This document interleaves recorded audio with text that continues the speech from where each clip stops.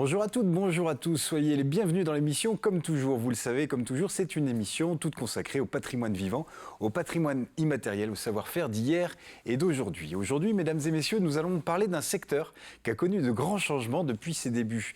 Nous allons parler permis de conduire, auto-école, apprentissage, mais aussi sécurité routière, avec Benjamin Flan de l'auto-école Flan de Fontenay-le-Comte. T'as le permis, t'as le permis, fais l'action. T'as le permis, fais l'avion.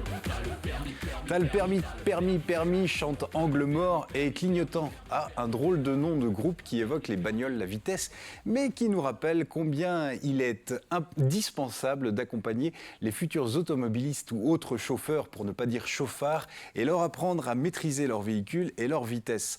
Sans auto-école, c'est l'autodictat. Sans auto-école, le risque est grand de voir fleurir le royaume du Michael Schulmeyer avec roulement de tambour et hurlement de pneus. Roulement de tambour de frein, sans auto-école, les Michael Schulmeyer et autres déjantés en roue libre, un pneu beaucoup réchappé de l'asile des fous du volant, vont rouler les mécaniques, rugir de plaisir et rouler des patins au bitume en sniffant de la ligne blanche. La vie est bielle, oui, mais jusqu'à rouler vers leur destin et rencontrer un obstacle qui enverra définitivement nos pilotes au point mort, au grand parking éternel. Fort heureusement, il est un lieu et des hommes qui évitent ces chemins tragiques et outre le fait d'enseigner la conduite et le code de la route, ils vont sensibiliser à la sécurité routière et accompagner les débutants sur les routes de la prudence. En quelques décennies, l'apprentissage de la conduite a beaucoup évolué. Dans notre civilisation automobile, passer son permis n'est pas seulement une nécessité, mais c'est aussi une révolution existentielle. Comment se fait aujourd'hui l'apprentissage de la conduite? Quelles sont les étapes pour passer le permis? Combien ça coûte? Comment enseigner la conduite? Qui sont les moniteurs auto-école? Quelle qualité faut-il pour exercer? Quid de l'auto-école à Alain Flan? Quelle est l'histoire de l'entreprise fontenaisienne? Que propose-t-elle? Eh bien, pour répondre à toutes ces questions, nous recevons Benjamin Flan, responsable de l'auto-école Alain Flan, des Deux Rouges, je crois. Soyez le bienvenu, Benjamin. Bonjour. Merci d'avoir accepté notre invitation. Avant de se lancer dans la discussion, permettez-moi de vous présenter, c'est mon moniteur. Il est le copilote de cette émission et en fait, il a les doubles commandes. Il a l'oreillette, la table de montage. C'est Jean-Pierre Bertrand. Bonjour, Jean-Pierre. Bonjour, Cher moniteur. Bonjour. J'ai toujours pas le permis d'animer, moi. J'attends le verdict, le petit papier rose. Non, mais t'as une bonne conduite. Ah, merci, monsieur de la répartie. Et ça nous donne aussi l'occasion de saluer Jean-Pierre Pouvreau qui nous rejoint très bientôt. Oui, voilà. oui. On peut dire qu'il nous manque quand même. Oui, ça fait drôle. Ça fait drôle. Oui, puis il y a les avant, il y a les après, ça, il nous manque. Ouais. Mais comme on dit dans l'auto-école, un Jean-Pierre peut en cacher un autre. Oui. Donc bientôt au prochain. Mon Dieu, non, Oh là. ne me poussez pas. Benjamin, donc je parlais de l'auto-école Flan, Oui. Alain Flan, Oui. plus précisément. Une entreprise familiale, Oui, comme le dit le nom. c'est ça, Ouais. exactement. Entreprise familiale que mon papa et ma maman ont créée en 1981 Ouais. à Fontenay-le-Comte. Il y a eu plusieurs sites sur Fontenay. Mm. Et moi, j'ai intégré l'auto-école à Fontenay en 2013 et repris les rênes. Ça fait 1 an et demi à peu près là. Ouais. Avec ma conjointe, on a reproduit un petit peu le schéma familial qui avait l'air de bien fonctionner, donc on s'est dit pourquoi pas. Issu d'univers complètement différents, mais l'aventure nous a bien tenté, donc ça fonctionne bien, il y a des hauts débats, la conjoncture, etc. Mais non, l'entreprise familiale avec les valeurs aussi, Ouais, on c'est essaye important. d'instaurer en travaillant avec nos jeunes. Ouais. C'est combien de jeunes à peu près que vous rencontrez? Alors je pense aux gens qui vont passer le permis. En fait, on a 2 sites, Fontenay et un Luçon. Ouais. Sur l'ensemble de nos 2 sites, oui, on frôle les 400 permis à l'année. D'accord. Donc un peu plus de jeunes avec leur parcours. Il y en a Ouais. qui commencent, qui partent vers leurs études, donc qui continuent leur formation ailleurs. Mais oui, non, ça fait beaucoup de jeunes. Et là, je parle que de permis, je parle pas des BSR pour les jeunes, de la moto à côté. Alors pour la moto... Parce que c'est aussi des prestations que vous proposez. Tout à fait. Ouais, ouais. Et la moto, plus ou moins jeune. Ouais. Mais oui, ça fait un petit peu de monde qui passe à l'auto-école Flan par an. Ouais. Ça veut dire combien? Une équipe de combien? Sur les 2 sites, on est une petite quinzaine. Ouais. Donc, entre l'administratif et les D'accord. formateurs. Ouais. Avec une flotte de Beaucoup de véhicules. On a 8 véhicules, faut le dire le terme, boîte mécanique. Ouais. 2 véhicules, boîte automatique, ça va évoluer. Et puis en moto, on a une quinzaine de 2 roues pour dispenser nos formations. Parce que je disais en introduction que c'est un secteur qui a beaucoup évolué. Là, vous parlez par exemple de la boîte automatique ou la boîte manuelle. C'est un secteur qui n'arrête pas d'évoluer. Pourquoi vous dites que ça va bouger? Ça veut dire que demain, l'auto-école Flan aura plus de véhicules en boîte automatique? Oui. Je pense de par l'élan donné par nos politiques vers l'écologie, l'éco-citoyenneté, etc. Le fait de partir en boîte automatique, on tombe sur des véhicules 100% électriques, hybrides. Ouais. Donc l'automatique, oui, même la formation évoluée. On est toujours sur le schéma en boîte mécanique de 20 heures minimum obligatoire. Les politiques ont orienté l'automatique pour un minimum d'heures de 13 heures. Donc on veut... ah oui, d'accord. Notre région s'y prête pas encore pour le moment, on n'est pas adepte de l'automatique. Exactement. Mais on va y venir. On le voit déjà, nos clients sont de plus en plus s'interrogent sur comment on peut faire, mais on va y venir, oui. Ouais. Moi j'avais une question à ce propos-là, parce que j'ai assisté à une réunion il y a 4 ans, avant la Covid, où on posait la question demain dans votre ville, qu'est-ce que vous voyez? Alors les commerçants, c'était des parkings. Et le type qui animait le débat dit, vous savez qu'en 2040, il n'y aura plus de véhicules, il n'y aura quasiment plus d'automobiles, que tout sera par des systèmes comme des drones. Alors, où est-ce qu'on va? Eh bien, je deviendrai formateur de drones. C'est ça. Non, je pense pas. C'est comme moi quand j'étais petit, en l'an 2000, le passage de l'an 2000, les voitures allaient voler. Ouais. Bon. Vous n'êtes pas venu en fusée? Non. Et s'il n'y avait pas assez de place sur le parking. C'est ça. Non, mais n'empêche que c'est une réalité. Oui, je pense que... Les drones, ça y est, ils ont commencé... les grandes enseignes livrent. Oui, mais comme je pense qu'avant d'aller vers les drones, il y a cette transformation de l'énergie où on va avoir forcément une consommation différente avec tout ce qui se passe, mais bref, de là à dire en 2040 des drones, je sais pas, je prendrais peut-être, pourquoi pas. On se redonne rendez-vous. C'est ça.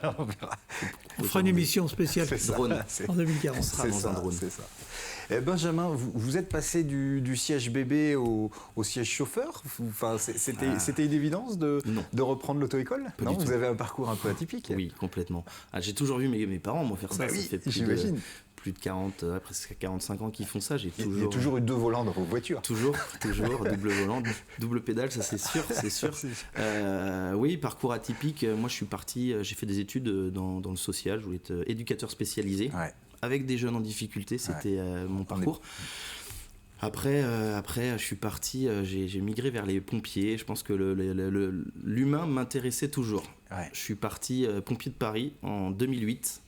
Donc là, gros changement. J'ai fait 5 ans là-haut, pompier de Paris. Puis à la fin, voilà, c'est pas, je jugerai pas, mais voilà, prendre le temps avec les gens, c'est quelque chose qui me manquait.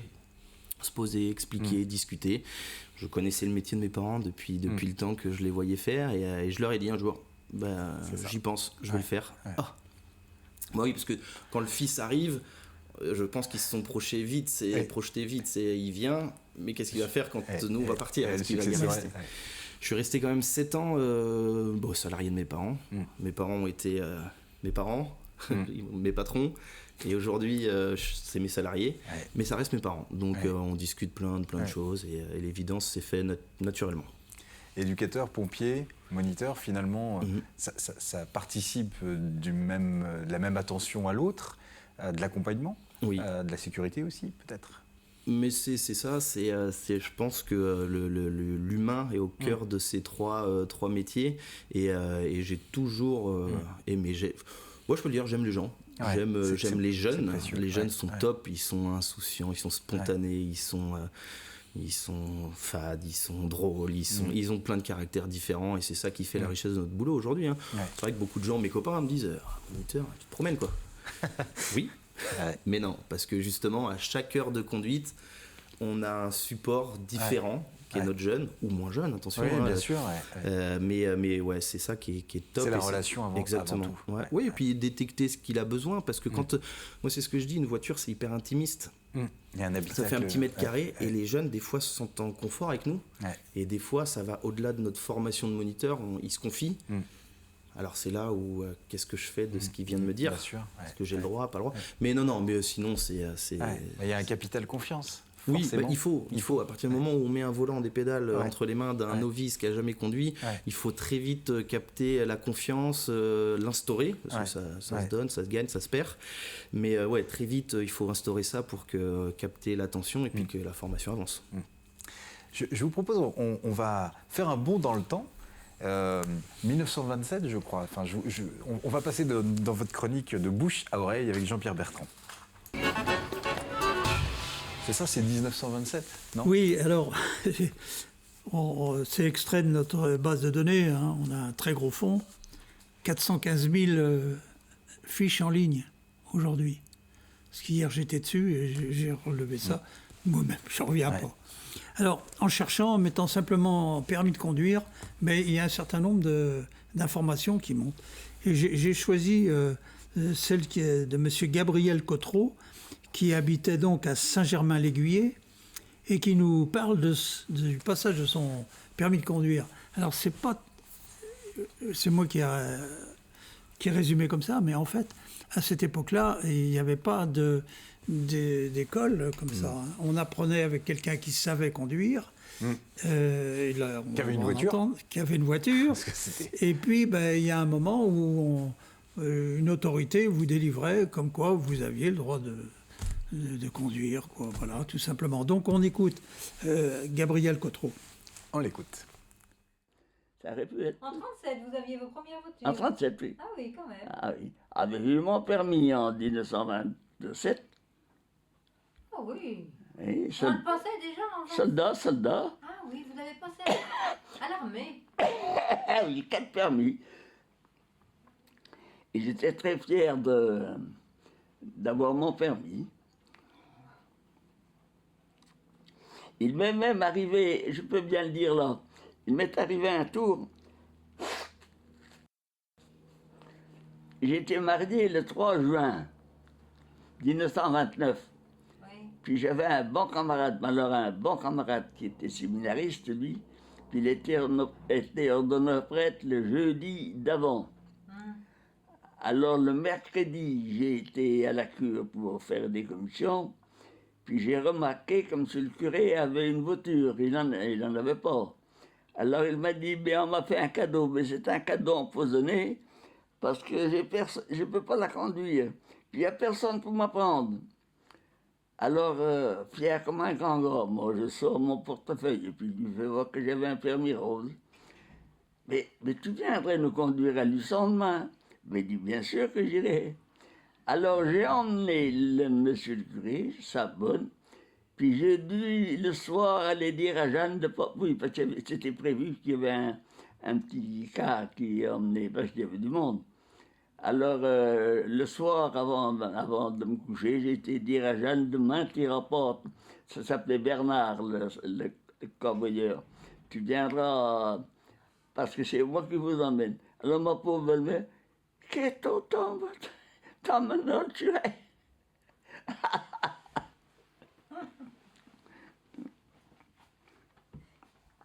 Ah oui, hein. Mais j'ai remarqué que le petit papier était déjà rose à l'époque. Le papier du Ah, permis. il était rose. Il était rose. Oui. Ah oui. Ah ben je l'ai toujours là. Ah oui, c'est tout. Ah oui. Ah oui.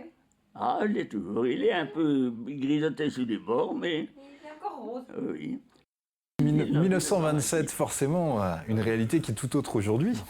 D'ailleurs, Benjamin, je me tourne vers vous. Comment ça se passe aujourd'hui pour délivrer un permis de conduire? C'est quoi les étapes? Il y a un minimum de leçons? Comment ça se traduit? Il y a l'inscription. Aujourd'hui, il y a beaucoup de... on est dans l'heure du temps, la dématérialisation, donc via le site ANTS, Agence nationale de titres sécurisés. Nous, on inscrit, à partir du moment où l'élève veut travailler avec nous, on l'inscrit sur ce site, on récupère le dossier, comme à l'époque, sauf que c'était ça a évolué. Une fois qu'il a son dossier, il passe le code. Donc ça a évolué aussi, on est en e-learning aussi. Il n'y a plus les diapos. Les diapos, non. On ne perfore plus la plaque. Je vous parle d'un temps. Ils sont sur leur smartphone. On utilise leur outil pour répondre aux questions. On récupère toutes leurs informations, leurs erreurs et ils progressent comme ça. Une fois que le code est en poche, ils commencent les leçons de conduite. Donc comme je disais tout à l'heure, pour une boîte mécanique, les 20 heures minimum obligatoires sont toujours de rigueur, malgré que ça peut être discutable avec, c'est vrai que cette évolution de la route, de l'infrastructure, du monde. Ouais. L'exigence, ou 13 heures en boîte mécanique, et puis après 2 formules, soit la conduite accompagnée, soit un B traditionnel. L'examen, toujours, avec nos fameux inspecteurs qui le jour J. Ils sont toujours là. Toujours le stress, vous ressentez la même chose pour chaque candidat. Nous aussi, un petit peu, quand on y va, c'est nos élèves, on a donné un peu de nous pour arriver là. Et après, une fois que le permis est en poche, ils refont une demande de titre via ce même site ANTS pour récupérer la petite carte, et puis le grand permis rose, c'est une carte taille carte bleue. C'est ça. Et la conduite accompagnée, elle s'est beaucoup développée, vous en voyez beaucoup. Quelle évolution ? Oui, dans notre coin géographique, les familles sont friandes de la conduite accompagnée. Ouais. On va pas se mentir qu'on le met en avant aussi. Derrière, c'est quand même 3000 km. Moi, j'avais calculé, 3000 km, c'est au moins 150 heures de leçon avec nous. Donc, autant dire un tarif exorbitant. Donc, l'expérience... Forgeant qu'on devient forgeron, c'est sur la route que nos jeunes vont grandir. Et donc, la conduite accompagnée. Sauf que maintenant, ils peuvent passer leur permis à 17 ans. Alors, de 17 ans à 18 ans, il n'y a rien qui change, ils sont en conduite accompagnée. Mais voilà, ça évolue. Ça évolue. Vous parliez du coût. Il faut compter quel coût aujourd'hui pour un jeune pour passer le permis une moyenne. Il faut compter entre 1500 et 1600 euros. Il y a des financements qui peuvent aider les familles. Il y a le permis à 1 euro par jour. Alors c'est quoi ce permis à 1 euro ? C'est pour les jeunes uniquement ? Oui, alors c'est les parents qui souscrivent le prêt en banque, donc c'est un prêt à taux zéro, où nous, en fait, on reçoit la somme directement à l'auto-école. Comme ça, c'est du même niveau, on parle plus trop d'argent en fait, on parle vraiment de formation. Et puis hop, et puis on se revoit à la fin, et puis voilà. Il faut savoir qu'aujourd'hui, il y a d'autres financements, et c'est intéressant, il y a ce fameux CPF, le compte personnel de formation. Donc, des jeunes qui ont travaillé avant, ont leur CPF et peuvent l'utiliser pour le permis de conduire. C'est précieux ça. On sait, le permis est cher, j'ai pas peur de le dire, derrière il y a tout un service. C'est pour ça qu'il faut qu'on accompagne nos jeunes. Des fois, un permis coûte cher, donc les jeunes passent le permis tard. Chez nous, pas de permis, pas de travail. Pas de travail quand même, on est la mobilité est hyper importante chez nous. En milieu rural quand même, pas de voiture, c'est compliqué, c'est très très. Et il y a plein d'autres choses, Pôle emploi, la région qui donne des financements, mais ça après voilà, on pourra renseigner tous les gens parce qu'il y a vraiment du cas par cas aujourd'hui pour inscrire les gens. On parlera dans un instant de comment aussi l'auto-école a pu traverser la crise. Est-ce que ça a bouchonné à la sortie ? On en parle dans un instant. Mais retour à Jean-Pierre, on refait un bond dans le temps. Passer le permis et obtenir le permis, c'était pas simple ? Non, c'était pas simple. En vous écoutant, j'ai dit, mais c'est pas vos parents qui ont fait passer le permis à Jean-Yann ? Ça plaira peut-être pas. Est-ce que Jean-Yann, est-ce qu'il était à Fontenelle comme Jean-Yann ? Ça c'est quelque chose. Le sketch de Jean-Yann. Le sketch, c'est génial. Bon, donc on va effectivement revenir sur des choses beaucoup plus sérieuses. À Saint-Michel-le-Cloud, Aimé Régnier donc, a passé son permis, lui, en 1935, et il nous explique comment ça se passait à ce moment-là, voilà, tout simplement, en 1935. Eh bon, on écoute. Donc vous avez passé votre permis alors à quel âge ? Écoutez, j'avais... C'était en quelle année ? Mon permis voiture, je l'ai passé en 1935. D'accord. Et j'ai passé... Ça se passait comment alors le permis à cette époque-là ? Oh, c'était simple. Oui. Oh oui, oui. D'ailleurs, moi j'avais très peu conduit, mais mon code je le connaissais par cœur. Ah oui. Enfin là. Il y avait quand même déjà, on vous demandait d'apprendre le code. Ah oui. Et vous l'avez passé à Fontenay ? À Fontenay, oui. Et là je l'ai eu du premier coup. Oui. Alors après, en 1936, j'ai passé mon poids lourd et transport en commun pour rentrer aux autobus ondiens. D'accord. Et j'avais fait qu'une leçon sur un car. J'avais beaucoup conduit avec la voiture du patron. Et la Qu'une voiture, seule. ah oui, une seule leçon. Oui. Ouais, dis Et donc. puis alors, j'étais pas tranquille, hein, parce que le collègue, celui qui a passé avant moi, m'a laissé le car en côte, et je me rappelle plus très bien où se trouvait la première. D'accord. Sinon, Alors, j'ai été tout doucement, quand j'ai senti qu'au lieu d'avancer, ça allait reculer, alors là, j'ai pris ma première, puis après. Alors, il m'a fait circuler la ville, on est allé jusque sur la route de La Roche, là-bas, et puis il m'a fait faire demi-tour, il est revenu, on s'est arrêté au champ de foire, il me pose une colle dans le... La route de la Roche, le champ de foire, bah oui, c'est des lieux que vous connaissez bien.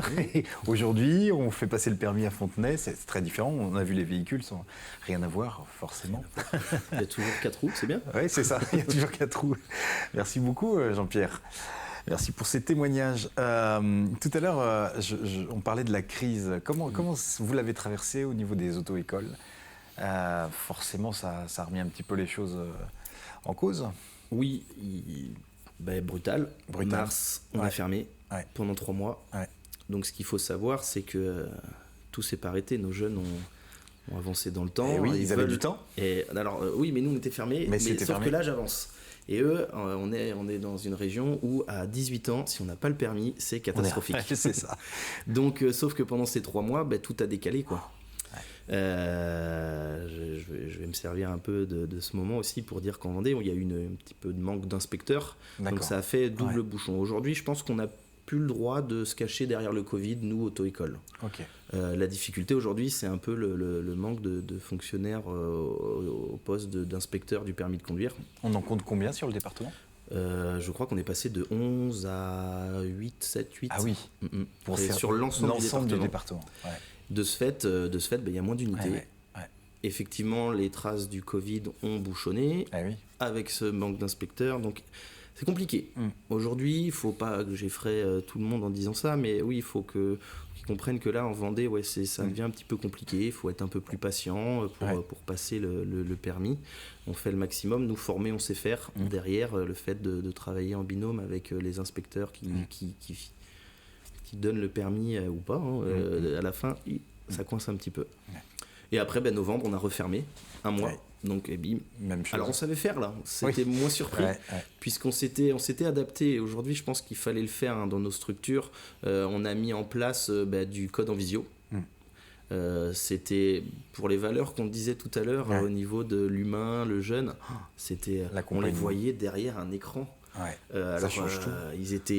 On en rigolait parce qu'on gardait quand même cet humour pour pallier à tout ça. Ils étaient dans leur lit, parfois en pyjama, on le voyait. Moi j'aimais beaucoup je leur demandais d'allumer leur webcam pour les voir. Parce qu'en plus de ça, sur notre logiciel, il y a juste les initiales. Donc en plus de ça, visio, si on met pas un visage. Et puis derrière, sauf qu'on les a retrouvés en conduite. Alors des petites blagues qu'on leur faisait et tout ça. Oui, c'est toi. Donc hop, on remettait le lien en pratique. Mais c'est vrai que c'était une période où on est tout le temps au cœur avec les gens. Ça coince un petit peu, Et puis maintenant, c'est resté. Le visio reste, le e-learning reste, on s'est adapté, on a pris un virage, tout ce qui est dématérialisation. Alors oui, on reste, mais derrière, on veut les tenir, sinon si on les laisse tout seuls... Oui, puis c'est aussi l'ADN, ce que vous disiez, des valeurs de ce lien, cet accompagnement personnalisé. Mais on s'est adapté, il y a des choses qu'il fallait faire, ça a accéléré. Moi, faut rester optimiste, ça a accéléré des choix de gestion d'entreprise, mais voilà, maintenant... faut plus que ça arrive. C'est ça, on y croit. On l'espère fortement. Il y a effectivement la notion d'apprentissage de la conduite, et puis il y a cette sensibilisation à la sécurité routière, à la prévention routière également. Oui, je pense que notre boulot, il va au-delà de former. Je pense ça serait rabaisser notre métier de dire on apprend à passer un permis. Non, on forme, parce que derrière, nous, on a cette conscience de se dire faut qu'on forme le jeune. Bien sûr qu'il y a le Graal du permis, mais derrière, une fois qu'ils ont passé le permis, qu'ils n'ont plus de leçons, ils sont tout seuls dans une voiture.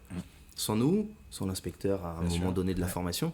Mais voilà, il faut vraiment que cette réflexion aille plus loin et se dire que les bases soient bonnes, que ça soit des socles costauds pour que derrière on soit aussi notre conscience tranquille et que se mette pas en danger avec les autres. Puis vous les croisez. Souvent. Il revient vous voir. On vous surveille. C'est ça. Et Benjamin, c'est déjà la fin de notre émission. Très bien. Ça passe vite. Oui. En tout cas, ça a été un vrai plaisir. Merci. Puis on vous souhaite bon vent. Et puis voilà, une adresse à retenir, l'auto-école Alain Flan dans le sud Vendée, Luçon-Fontenay. Merci à vous. Merci Jean-Pierre. Et puis, comme à l'accoutumée, on va se dire à bientôt. À bientôt. À bientôt.